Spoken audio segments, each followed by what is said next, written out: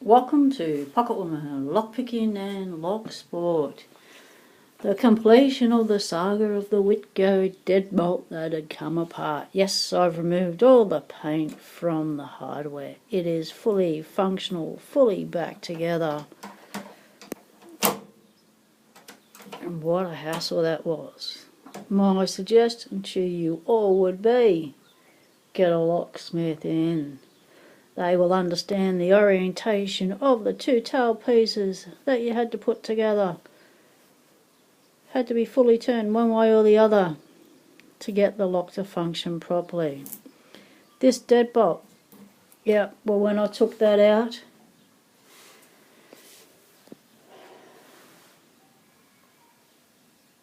the return spring, the spring that gives it pressure to make the lock work properly, short one end. Where's the other end of it? It's broken.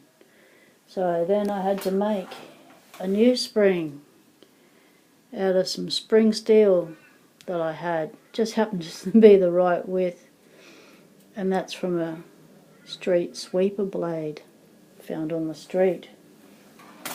So I made up a makeshift one of these, but it wasn't the same. Couldn't get that bit to work, so I just wrapped it around the top and banged it down, and it held.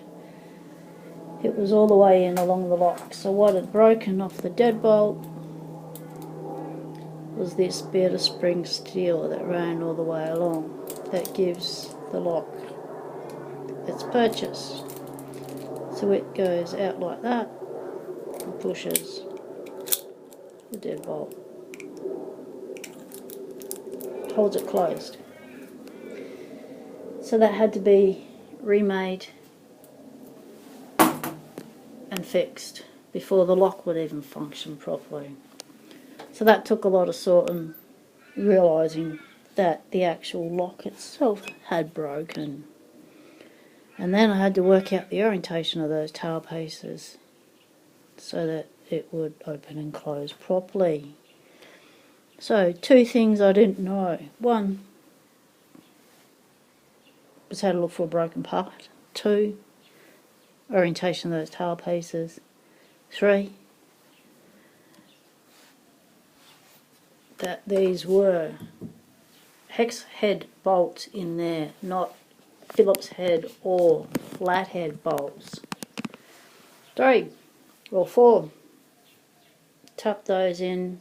They will fall into the face of the lock. It doesn't give you access to the heads. You must drill them out so that you've got access to the hex bolt heads. Otherwise, you'll have to do what I did, try and get the back end off first, pull that out, pop the face plate off, and then reverse the process to make it all go in.